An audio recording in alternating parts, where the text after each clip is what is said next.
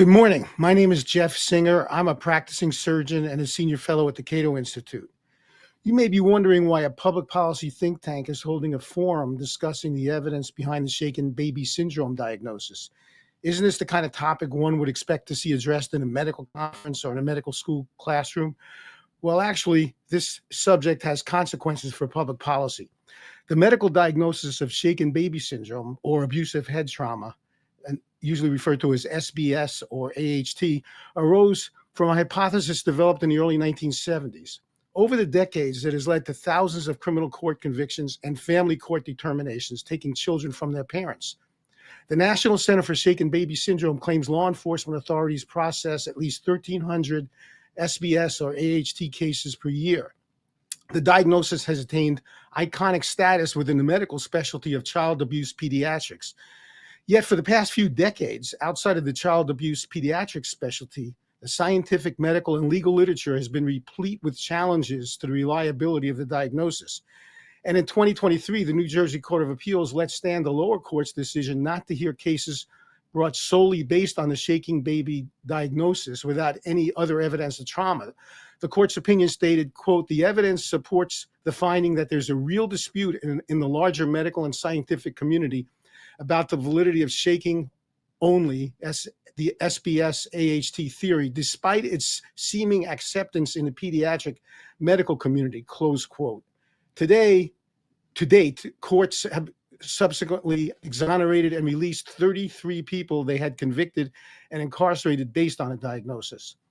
With the first on the planet execution based on the SBS AHT diagnosis scheduled for Robert Roberson 2 weeks from now in Texas, the trustworthiness of the diagnosis is increasingly relevant. Joining us to discuss and examine the evidence are Julie A. Mack, Assistant Professor of Radiology at Penn State University College of Medicine and Penn State Cancer Institute. Dr. Mack received her BA from the University of Texas at Austin, her MD from Harvard University Medical School, and she did her radiology residency at Baylor University Medical Center in Dallas and her fellowship in pediatric radiology at the Children's Medical Center in Dallas. She's board certified in diagnostic radiology and is additionally certified in pediatric radiology. She has expertise in the anatomy, physiology, and embryology of coverings of the brain, including the dura, and has published numerous papers in the peer-reviewed medical literature. Abnormalities of the dura or a subdural collection are often the initial finding that prompts an investigation for child abuse. Understanding the structure and function of the dura is essential to understanding the potential cause of subdural hematoma. Without such understanding, it's impossible to accurately assess whether the subdural collection is a reliable indicator of trauma or abuse.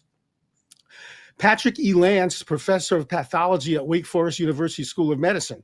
Dr. Lance received his BS from the University of Illinois, Champaign-Urbana, and his MD from Southern Illinois University.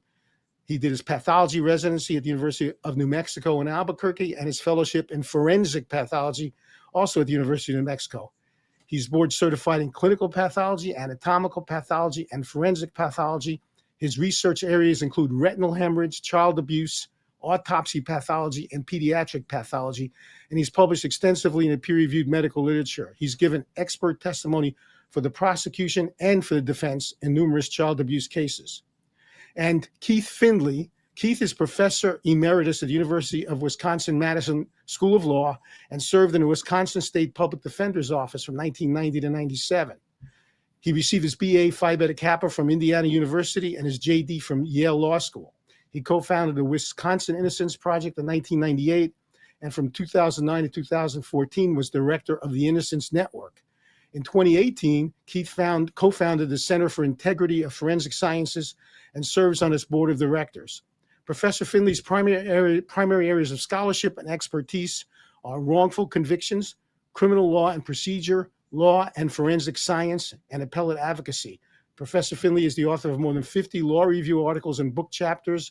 His book, co-edited with 5 other scholars from a variety of disciplines, entitled Shaken Baby Syndrome, Investigating the Abusive Head Trauma Controversy, was published by Cambridge University Press in 2023. After our discussion, we'll take questions from our online viewers. You can enter your questions on the Cato event webpage, Facebook, YouTube, or X using the hashtag CatoHealth. Before we begin, I want to inform everyone that I made significant efforts to secure a representative from the medical and pediatric establishment to present their view on the shaken baby syndrome. I reached out repeatedly to numerous authors of the so-called consensus statements of the American Academy of Pediatrics and the Society of Pediatric Radiologists, of which Dr. Mack happens to be a member. Unfortunately, everyone I contacted, every single one, was either unavailable or unwilling to share their viewpoints with the panel I convened.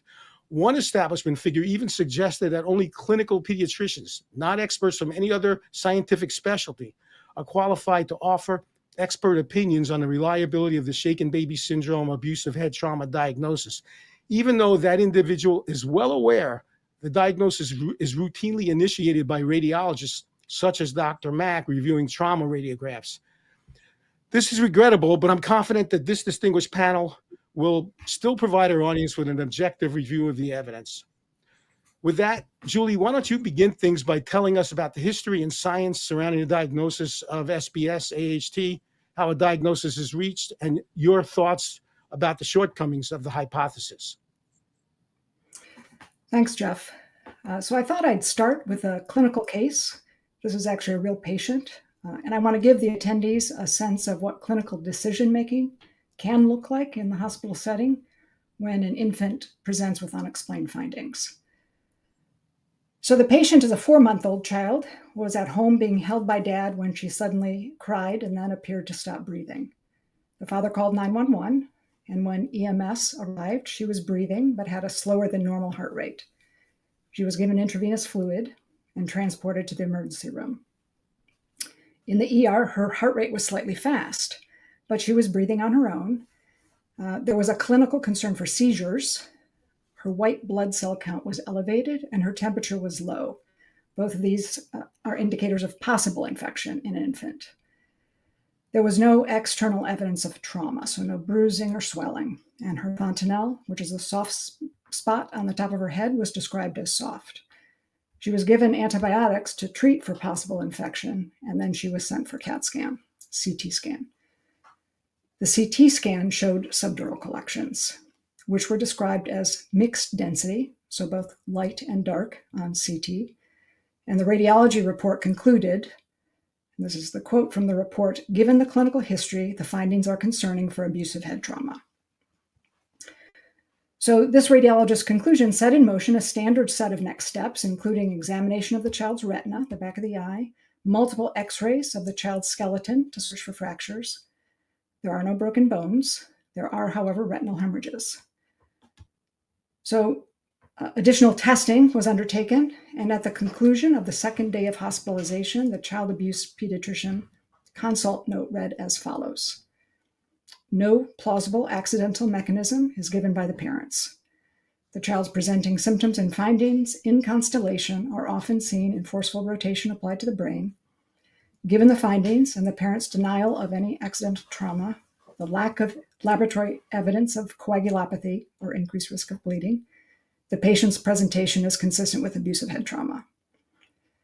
So how did we get there? How did the child's doctors get from presumed infection based on the presenting features to a report that says consistent with abuse?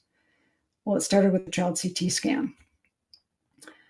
Over 50 years ago, Dr. John Caffey, wrote that subdural bleeding in the absence of external evidence of trauma was, and this is a quotation from him, an extraordinary diagnostic contradiction. And in an effort to resolve the paradox, as he called it, he published an idea which he called the whiplash shaken infant syndrome. He theorized that shaking an infant could be the mechanism that causes intracranial bleeding without external evidence of trauma. The problem is when you examine the anatomy of the dura, there's no paradox. Bleeding can occur around the brain in the dura without trauma. So what I'd like to do is show you the anatomy so that you can understand why the presumption that subdural hemorrhage requires significant or violent trauma is wrong. So I'm going to share my screen here in a minute.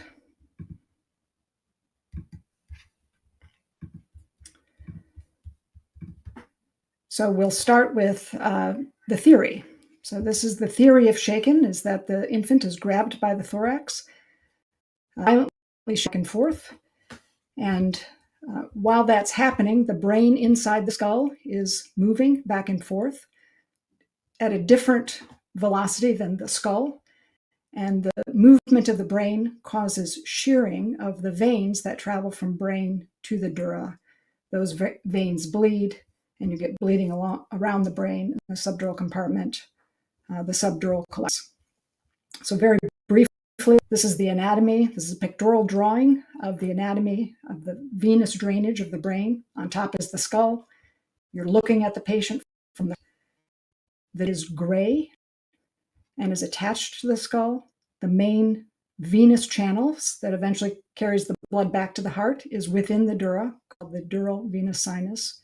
And the bridging veins run from the brain, the tan structure down here.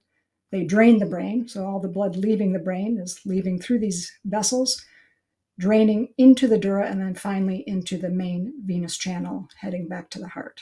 Subdural collection is beneath the gray and above the gold. The gold is a arachnoid barrier layer. So the bleeding that occurs accumulates between those two tissue layers.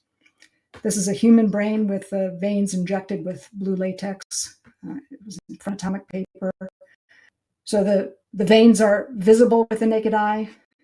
So in that sense, they're large caliber, not microscopic.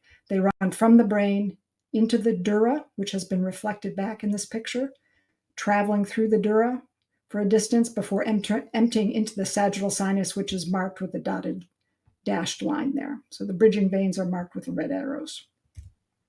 The problems are not the only source of bleeding within the dura.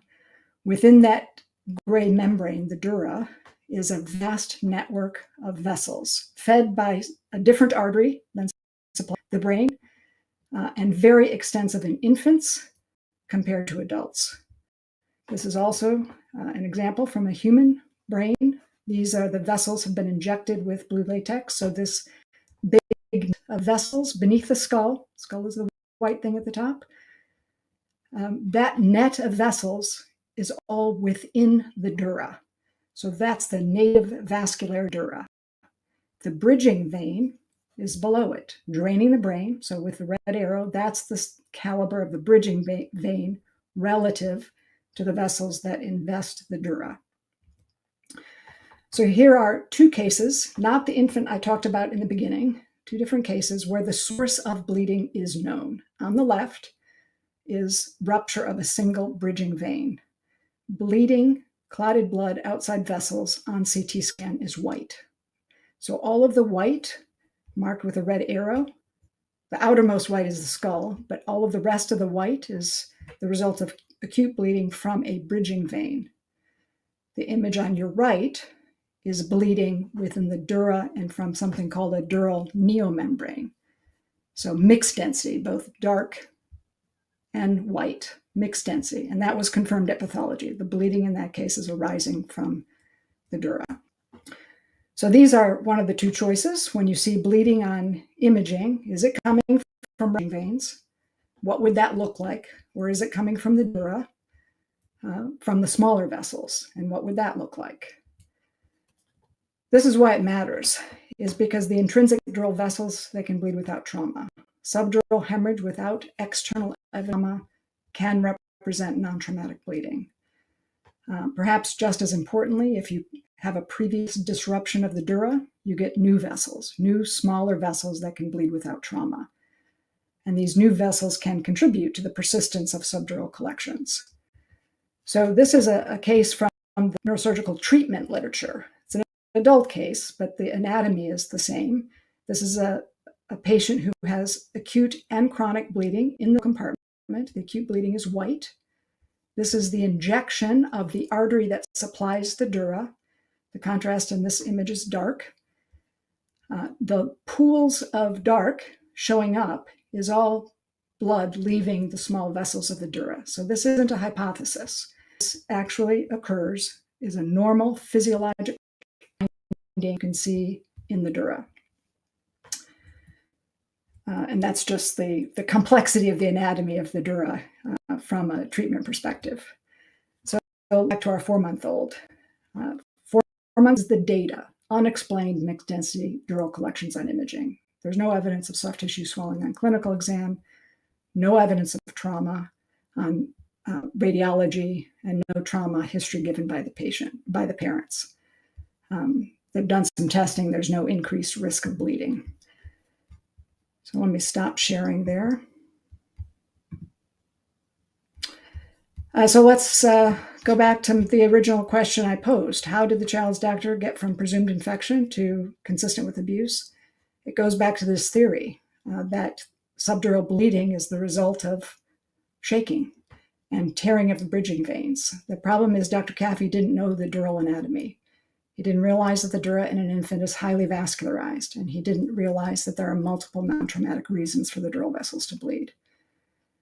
So in the clinical case I presented, the parents of the 4-month-old denied any history of trauma, and there was no evidence of trauma. Now, if we do an extensive medical workup, we may discover why her dura bled. But if the workup is negative, a physician cannot presume that the parents are lying. So that's a window into the radiology portion of the constellation or triad. Jeff, I'll turn it back to you, and then back to Dr. Lance. Thanks, Julie. So, Patrick, you've performed autopsies in these cases, even dissecting the retinas of autopsy specimens. For those who don't already know, retinal hemorrhage is considered part of the so-called triad or constellation of findings that are supposedly diagnosed shaken baby syndrome.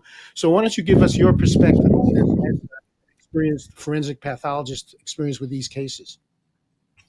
Thank you, Jeff. I first want to start out to say that no one doubts that child abuse exists. Head injuries from child abuse are real. Head injuries are associated with retinal hemorrhages and subdural bleeding. There's no doubt about that. The question is, in my interest is the retinal hemorrhages. And I think we have to take a step back. Julie sort of alluded to this to Dr. Caffey, but we have to go back to the early 1970s. And in 1971, the very first clinical CT of a patient's head was performed in London. Prior to that, there was no way to actually look inside the skull. That was problematic for people who presented, children or adults who presented unconscious. There was a differential diagnosis. They could be metabolic, they could be lack of oxygen, they could be sepsis, high blood sugar, low blood sugar, liver failure, kidney failure, exposure to alcohol, toxin, drugs, or there could be something in the brain. There could be an infection like meningitis, encephalitis, a traumatic brain injury that doesn't have any external findings, a brain tumor, or a seizure disorder, or a vascular event. Some of these could be diagnosed fairly easily by laboratory tests, but looking in the brain was very difficult. It could not be done on a plain radiograph. You could see a skull fracture, but not anything inside the brain. So if there's a tumor there or bleeding there, the X-ray of the head would look exactly the same. There were indirect ways to look at it, and one was with an ophthalmoscope, looking at the back of the eye. Looking at the back of the eye, if the optic nerve was swollen, that would indicate increased intracranial pressure and might suggest retinal hemorrhages, would suggest a bleeding phenomena such as a ruptured aneurysm or some other bleeding phenomena. But with the advent and the widespread use of computed tomography, the indirect methods no longer were needed. They weren't that accurate anyway. But all of a sudden, there's no reason to get an ophthalmoscope to look at the back of the eye except in a subpopulation. And here's where the intersection of these watershed events occur. In 1972 and 1974, Dr. Caffey wrote 2 articles, one on the theory and practice of infant shaking, and the other, whiplash shaken infant syndrome. And in those articles, he proposed using an ocular exam or looking in the back of the eye to identify retinal hemorrhages that would help establish the diagnosis of shaking. So you can see in one group, if abuse was suspected, retinal hemorrhages were looked for. However, if abuse wasn't suspected on an unconscious patient, very seldom would a fundal exam or eye exam be done. So one goes up and one goes down. So it's a setup for observation bias. And let me share my screen and I'll talk a little bit about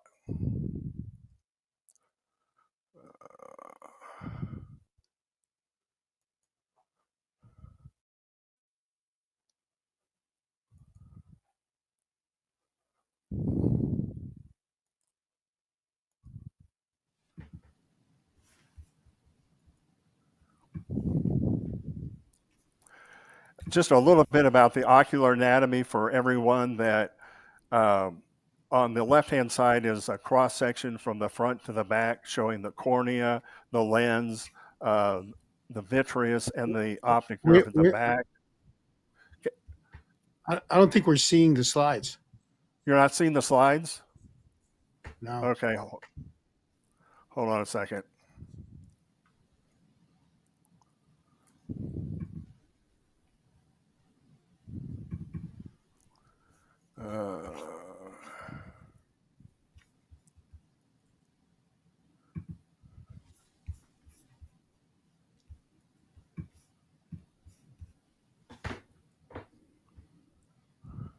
There we go. There, can you see them now? Okay. Yep. Yes. Okay. Let me hold on a second. Let me get the.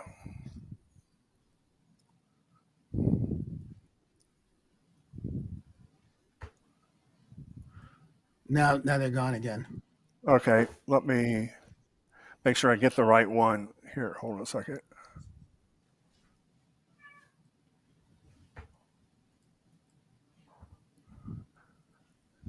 Now, can you see it? No, we're just seeing your screen. Okay.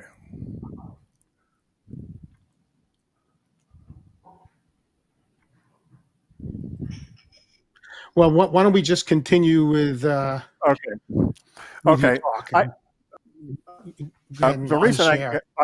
I got started in this was because about 20 years ago, there was a case that presented to our intensive care unit with a traumatic brain injury. The child abuse pediatrician, Dr. Sinal, told me that it looked like an accident, it looked like a tragic event. Excuse me, Pat. Stop the sharing so we could see you, please. Oh, sorry. Yeah.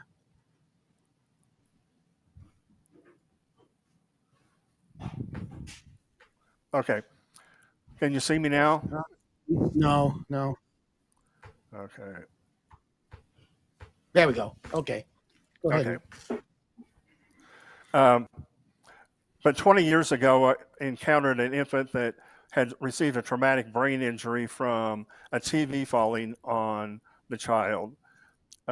Everything was consistent with an accident, except the pediatric ophthalmologist looked in the back of the eye and saw these paramacular folds and these extensive retinal hemorrhages. And he said they could all be shaking. Well, everything pointed to an accident. He cited some literature to us, and we looked it up.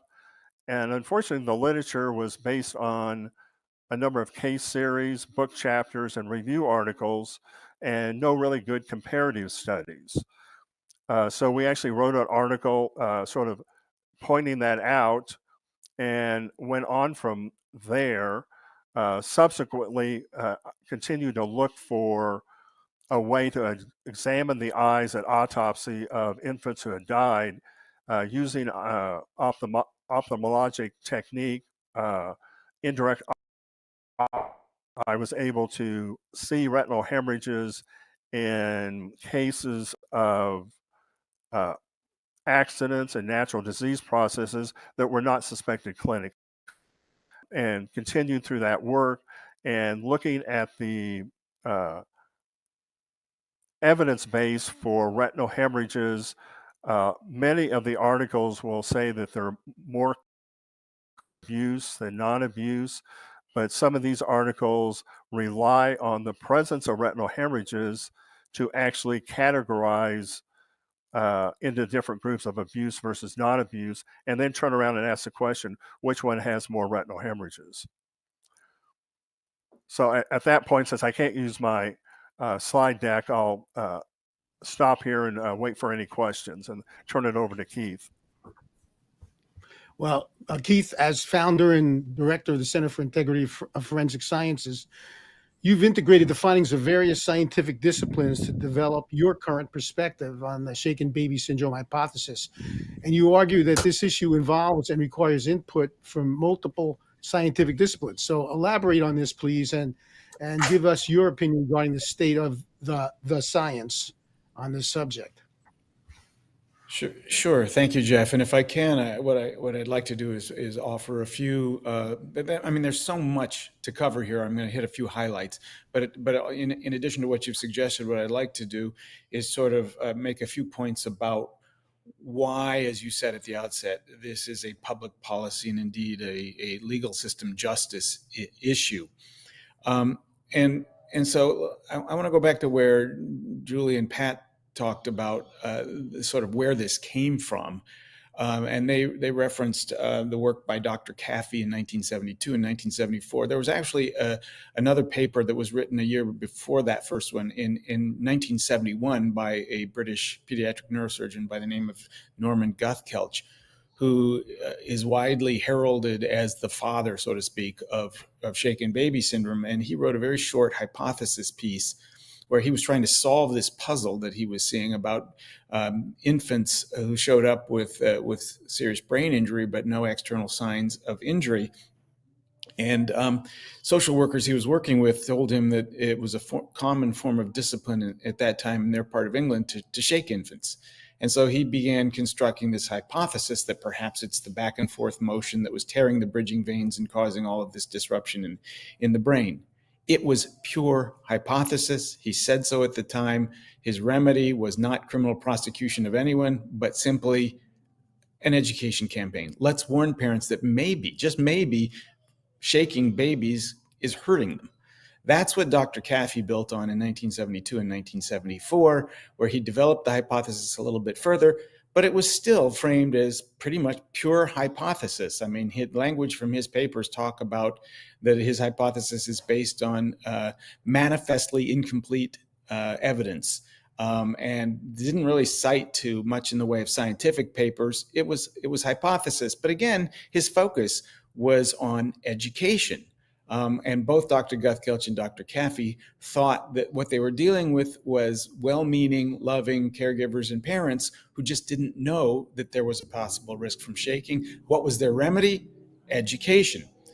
Despite that, this hypothesis quickly became embraced by the medical community and began to be taught as if it were established. And it became accepted, and everyone pretty much who go, and Julie and Pat can correct me if I'm wrong, but everyone who went through medical school sort of was taught that shaking is what does this. And they were taught the basics of the hypothesis as this is what we know about it. One of the problems though, is that it's never been scientifically or medically validated. And it's understandable why. You cannot do gold standard research methodologies with child abuse or with shaking or impacting infants. You can't separate children into two groups and violently shake or impact half of them and not the others and compare the outcome. That can't be done. And so what the research does instead, typically, is it divides injured children who already present with brain injuries, into two groups. One group is those who are determined to have been the victims of abuse, typically shaking or shaking with impact. The other group is those for whom there is some other known etiology of the brain findings, non-abusive. And then compare the findings and determine, does the hypothesis line up with what we're seeing? Well, how do the physicians and the researchers know how to sort the children for research purposes? They inevitably have to rely, because no one has access to ground truth. There are no gold standard diagnostic tests, no laboratory tests. They have to rely fundamentally on the diagnostic findings themselves that they believe are indicative of shaking or shaking with impact in order to determine kids were abused. And therein, that builds a circularity confound. That is, you sort the kids for research purposes based on the medical findings, and then you look at the medical findings and say, aha, they confirm our hypothesis. It's entirely circular. Every researcher in the field acknowledges that circularity is a major challenge here. And the real challenges then are trying to find ways to conduct research that where the inquiry is not based on the medical findings themselves. And indeed, the only independent or neutral governmental body to date to look at the research base for shaken baby syndrome and was conducted in Sweden by something the agency has a long name, but it boils down in English to an acronym of the SBU. And the SBU looked at over 3,000 research papers on this topic, whittled it down to the 30 that they thought were relevant for the purposes of trying to determine the diagnostic reliability of the typical findings used to diagnose shaken baby syndrome. Of those 30, they reviewed the papers in depth, concluded that 2 were of moderate quality, 28 were of low quality, 0 were of high quality. And therefore, their conclusion essentially was, you cannot validate the hypothesis or the diagnostic features on the basis of this. And why were there no high quality papers? According to the SBU, it's because of this circularity confound. Now, there have been attempts to overcome that. If we have time to get into it later, I can explain why I think all of those attempts to avoid circularity have been to no avail. Jeff mentioned that this is multidisciplinary. We've already heard from Julie about the importance of radiology. There's all kinds of other medical disciplines that are unavoidably implicated, including neurology, neurosurgeon, or any other subspecialty that could provide an alternative explanation for the medical findings, which are often ignored. And then there's biomechanics. This is fundamentally a biomechanics question.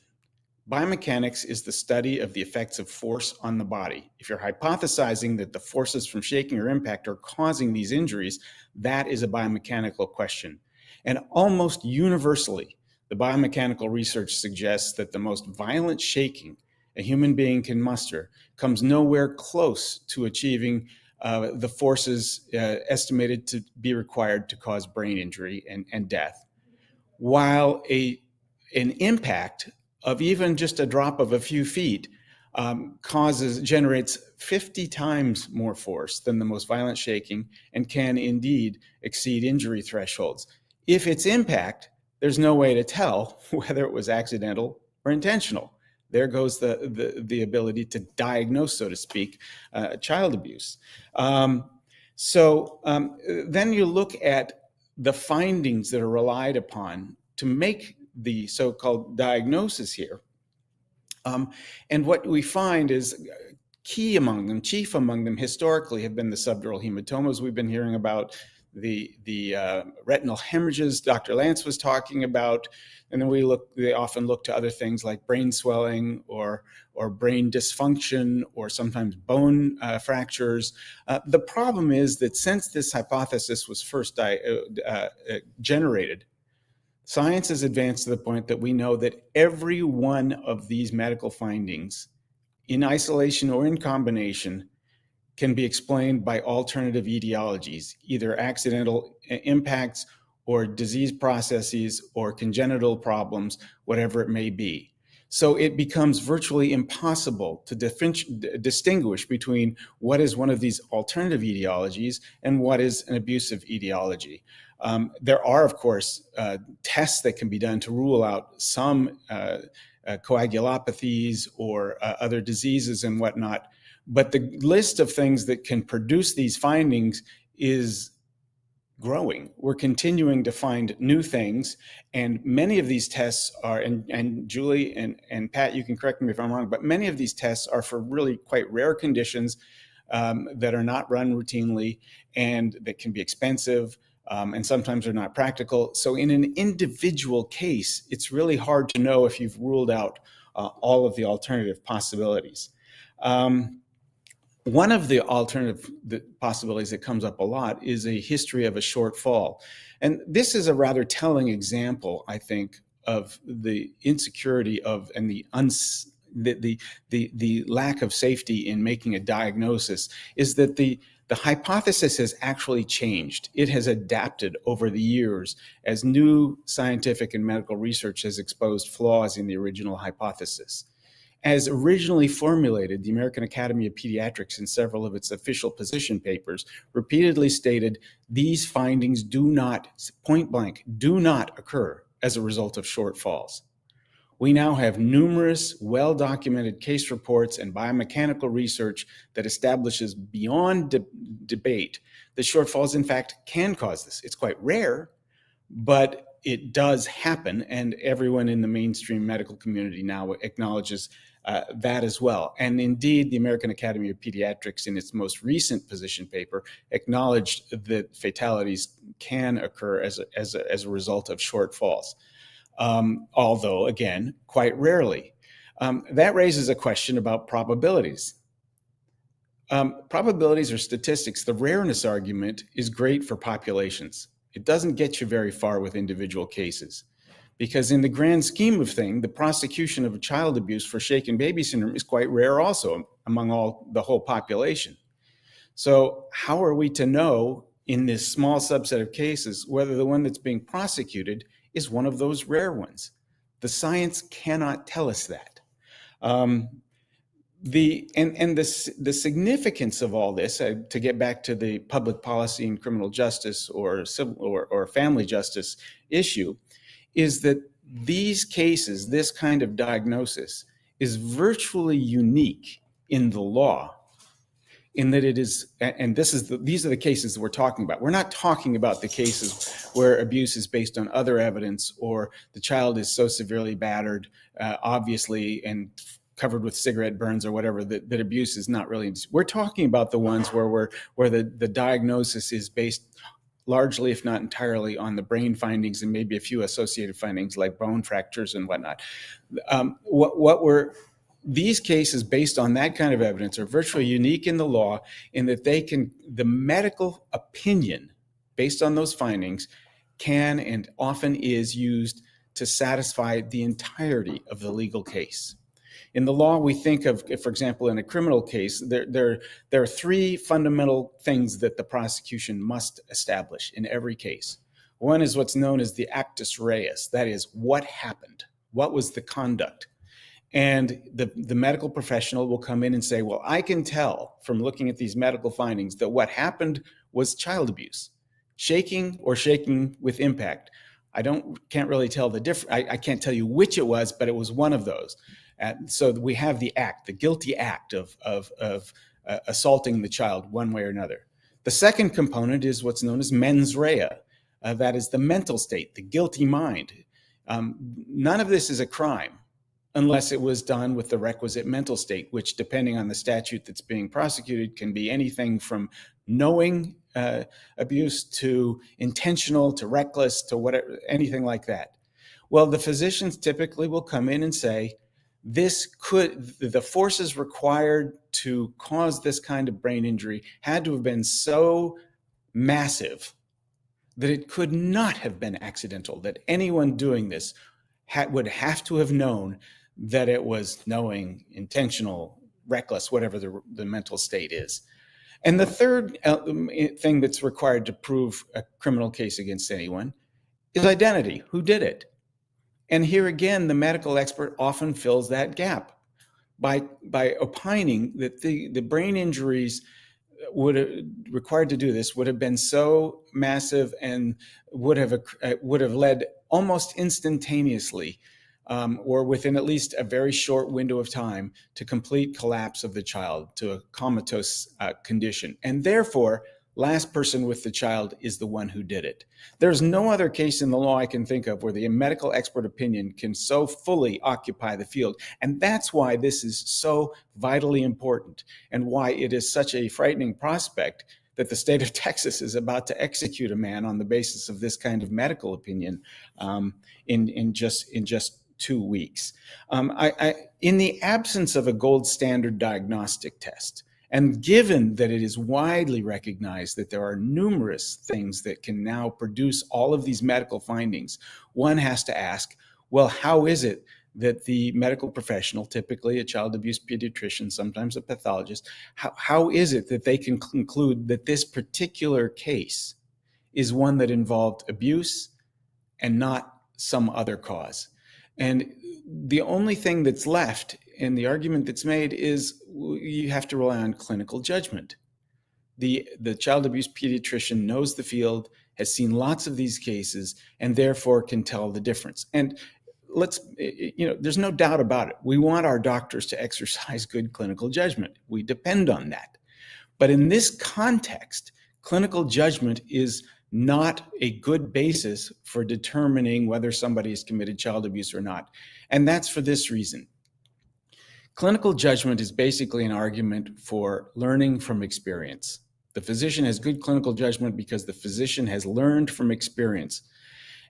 Learning from experience requires feedback.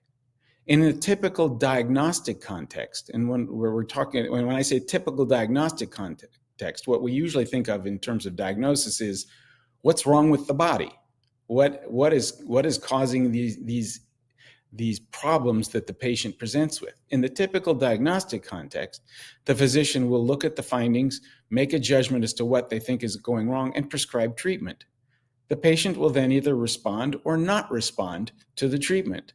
And that then provides feedback that helps the physician learn so that the next time they can do a better job of making that diagnosis.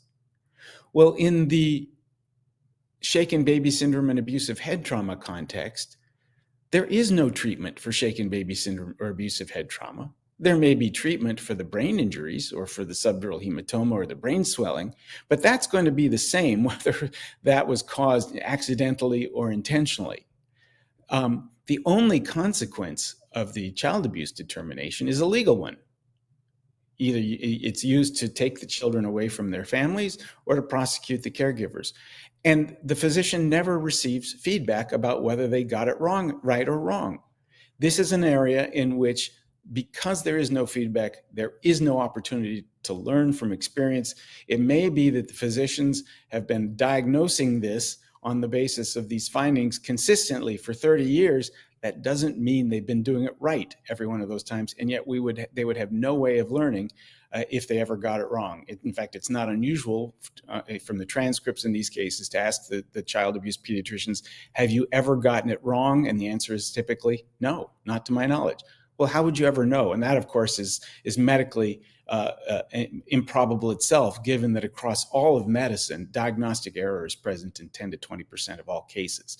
To think that in a field like this, where there are no gold standard diagnostic tests, where there are no laboratory tests, to think that they somehow achieve the error rates that afflict the rest of medicine is really quite preposterous. So the whole thing is fraught with risks of error that there's no way to catch, and that makes it a particularly frightening basis upon which to be sending people to the execution chamber. So I'll stop there. There's a lot more we can talk about, but I'm guessing that others have things they'd like to weigh in on what I said. Do Julie and Pat, anything you'd like to add or comment on about what Keith just said? Either of you? Just very briefly, what Keith said about the not learning, there are actually papers, at least one published, where the court made a judgment that it was an abuse, and the paper actually says the court got it wrong. So it's not only not getting the feedback, it's if you do get the feedback, you don't believe it. You think that that was the court not understanding the medical diagnosis. Pat, you want to say something? Go ahead. Just one thing. I think Keith made a good point that it's really important to remember in medicine, there's a difference between a diagnosis and the diagnosis. just like on death certificate, a cause of death and the cause of death. Before we go to questions from the audience, I got a question I want to ask. I've noticed in their consensus statement, the supporters of the hypothesis seem to be moving away from the original shaking baby triad, and they've kind of moved away from using the term shaken baby syndrome and taken a less specific adjective, abusive head trauma. And in their statements, they spend a lot of time discussing other signs of trauma that suggest possible abuse. I'm wondering, is this a way of admitting that the shaken baby hypothesis is unsound while avoiding saying that out loud? Let me see. Let's ask Julie to take that one first. So I don't think the authors of the consensus statement are advocating that they've got it wrong. The authors are trying to fit what they believe happened to the data. And the data is the problem. The biomechanical data doesn't support the theory. The anatomy does not support the theory. So they're working hard to try to figure out how to make it fit. It doesn't fit, which is a problem. Anybody else have anything they want to say about that? Jeff, yeah, I can weigh in on this. The American Academy of Pediatrics officially, I mean, their official position papers originally called it shaken baby syndrome, particularly after biomechanical research came out and started suggesting that pure shaking, that shaking alone is an unlikely mechanism of these kinds of injuries. And after recognizing that impact can do this, the American Academy of Pediatrics, about 15 years ago, published a new paper that said it's time to change, expressly said it's time to change the nomenclature. We'll no longer, pediatricians should no longer call it shaken baby syndrome. We should call it abusive head trauma, because that broadens the range of things that can be causing this. I think Julie's right. They would not say this is an admission that they got anything wrong. It's just an expansion of what's going on. To my mind, it does reflect growing doubt and a need to adapt the data to fit their hypothesis, basically. Even in its most recent consensus statement and position papers, for example, both the American Academy of Pediatrics and the Society for Pediatric Radiology acknowledge explicitly that there are alternative etiologies for all of these findings. And the 2020 paper of the American Academy of Pediatrics expressly acknowledges, for example, that shortfalls can cause this, and that doubt exists about whether pure shaking, or controversy, discussion exists about whether pure shaking can cause this.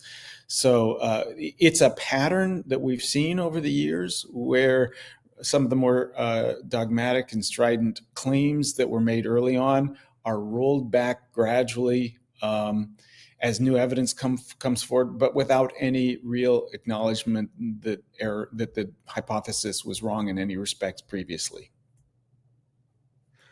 I'm going to take some online questions. This is an online question from Anonymous. Can a clinician exercise, quote, good clinical judgment if they did not even review the medical history or recent illness of the child, as occurred with Robert Roberson's daughter? Probably the lawyer on the panel is the best to answer that one. So, Keith, you got anything to say about that? No. I mean, yes, I have something to say, and the answer is no. I don't think they can do that. And it's not just me saying this. It's again the official statements of the American Academy of Pediatrics and the Society for Pediatric Radiology, who say that there are no findings that are exclusively relied upon to diagnose child abuse, shaken baby syndrome, abusive head trauma. That you have to look at all of the clinical data, and that you have to complete a full differential diagnosis that considers all of the alternatives. If that's not done, that's not even consistent with the requirements of the most recent position papers of both of these pediatric associations. Anyone else? Okay. I have another question. This is Another from Anonymous, that Professor Finley brought up the subject of biomechanics in shaken baby syndrome. My question is, in the complete absence of neck injuries, such as soft tissue damage, etc., to the child, according to an autopsy report, should the cause of death by shaking be ruled out despite the presence of dural or subdural bleeding? Let me start by addressing that to Pat. Uh, I would say that, I mean, you can actually see neck injuries, or what's being looked at now are hemorrhages in the spinal cord, nerve roots, and ganglia. And some have advocated that this is specific for shaking. Uh, However, their controls are often, they look at babies who died of sudden infant death syndrome, crib death, or cot death. These children don't have any head injuries. They don't have typically any retinal hemorrhages, uh, and they don't have any nerve root or neck injuries, so they're not a good control. So the problem with the neck injury hypothesis in shaking, uh, from a autopsy standpoint, is that oftentimes they're looked at when abuse is suspected. They'll find some hemorrhage, but they're not looking in cases of accidents or natural disease processes where there could be coagulopathy and things like that. So um, we look for things like that, but if I see hemorrhages in the nerve root or the ganglia cells, I don't pay very much attention to it, because you can see it not only in the cervical or the neck region, but in the lower spine, the mid back, and even in the lumbar area. This is a question directed, I Jeff, think, before you do it, at can I Doc. just jump in and say something about real quick Sure. about that? Um, I think here again, biomechanics does have something to say about this, and that is the biomechanical research tells us that if shaking is causing this, the forces all have to travel through the neck to get to the brain, and that the biomechanical research suggests that shaking of the force that would be required to do this would almost certainly cause not just the hemorrhaging that Pat's talking about, but structural damage to the neck, and that is almost never seen in these cases. Okay. This is from Anonymous. Sounds like it's from a doctor. Have two, I guess he meant, I have two acute subdural hematomas, left and right, in a 3-month-old, 5 fractured ribs old, prominence of CSF, that's cerebrospinal fluid space. Dr. Mack and others with CSF prominence, can the subdural hematoma occur spontaneously without trauma? Dr. Mack. So the answer, can subdural hemorrhages occur without trauma, is absolutely yes. For what I believe the questioner is asking is, there is a condition, particularly in infants, where you can have expanded fluid spaces outside the brain, and those are seen. A subset of those kids end up with these subdural collections without trauma. They are frequently bilateral. The theory of how they occur is that the veins are stretched across a space. I think that theory of how we know it occurs. The theory of how they get there is, I think, up for debate. But that's just one anatomic difference in infants that can predispose them to subdural hemorrhages with minimal or no trauma. Okay. I have a question submitted from somebody from Adikia International, which is an international organization. Are there any funding structures that might create biases or perverse incentives for child abuse pediatricians to overdiagnose abuse? Keith, would you know anything about that to answer that question? I actually don't know. I would defer to the doctors about the funding sources. I think the cognitive biases come from certainly come from another place, and I don't mean by cognitive biases to be casting any kind of aspersions on people's character. What cognitive biases are universal conditions, but among child abuse pediatricians, the literature is replete with statements about our first interest our bias has to be in favor of protecting the child, which means not allowing a child to be returned to an abusive home. And that, it would seem to me, it is a kind of bias that would lead towards overdiagnosis of this condition. But in terms of funding, I would defer to Pat or Julie to see if they know anything more about that. Do either Pat or Julie know anything? If not, I'll go on to the next question. I'm not aware of any conflicts like that. No. Nor I. This is a question from Gretchen. Is there any particular training that is currently missing from child abuse pediatric certification that you would consider critical to a factual diagnosis of child abuse? How do child abuse pediatricians get training on material like the material in this presentation? I should probably start with the doctors on this one. So, Julie, you want to start with that first? So I'm not a child abuse pediatrician, so I don't know what training they get. I was, as a radiologist, a pediatric radiologist, I was not trained in the anatomy or physiology of the dura. So I can say with fair high bit of confidence that they're not getting trained in that either. Most medical students are not getting trained in it. Most residents are not. I tell our medical students and residents that it's just, to most physicians, the dura is not very interesting. However, if you're talking about subdural collections or fluid within the dura or these conditions that affect the cerebral spinal transit through the dura, you need to know the anatomy. So it would seem that that should be part of learning to go into the field of the specialty of child abuse pediatrics, since it comes up so often. Any comment world. from you? Yeah. Any I would say in comment the from you, perfect Pat? world. Go ahead. I would Julie, just, I would just stress the differential diagnosis of retinal hemorrhages. As a forensic pathologist at a medical center, we have a number of medical students that rotate through the autopsy service, about a quarter of every class.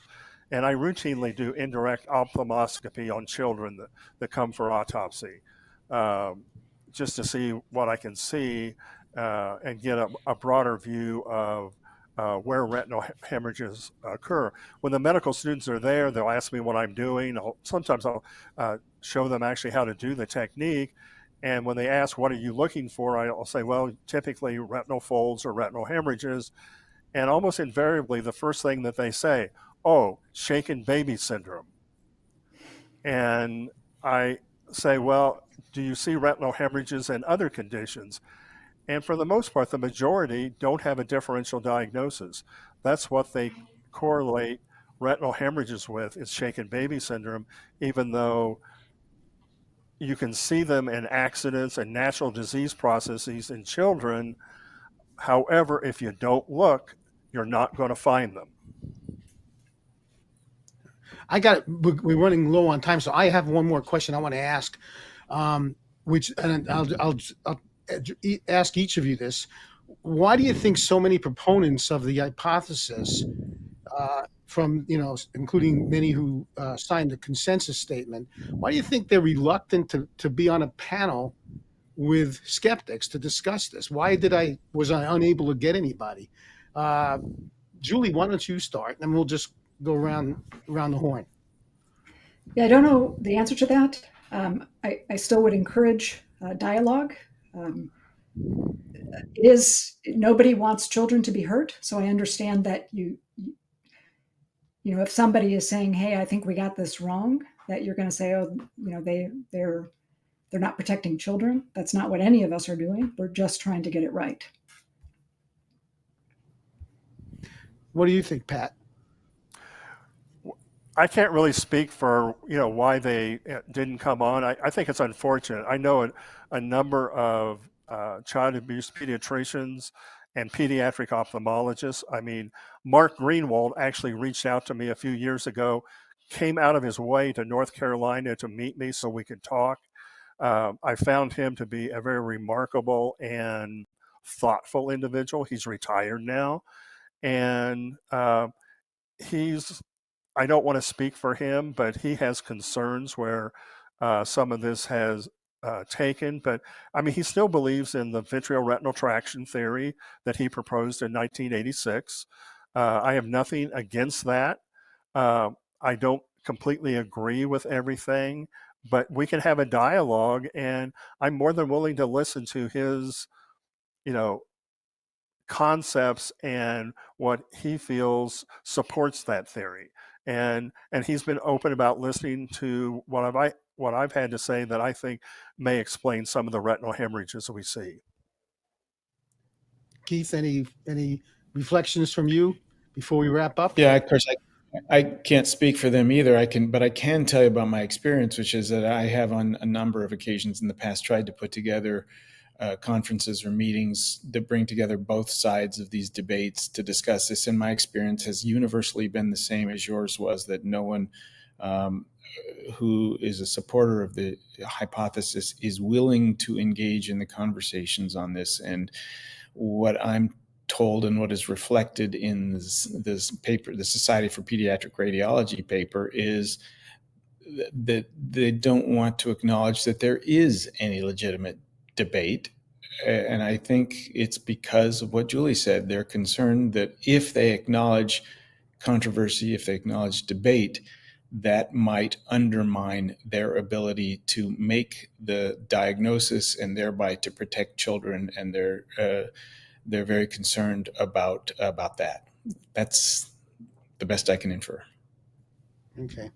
Well, our time's running out, so I just want to share my key takeaway from this discussion with the panel and with the online audience, that regardless of one's position on the reliability of the shaken baby syndrome abusive head trauma hypothesis, it's clear that reasonable, knowledgeable people continue to disagree. And with this debate still unresolved and irrespective of where one stands on the death penalty, I think it's crucial to remember that unlike a scientific paper, a wrongful execution cannot be retracted. I want to thank my distinguished panel for taking time from their busy schedules to participate in this discussion. I also want to thank our online audience. If some of you came in late to the discussion, or if you want to view it again or share it with others, it's been recorded and can be accessed on the Cato website under Cato Events. Then search past events or simply enter shaken baby syndrome into the homepage search engine.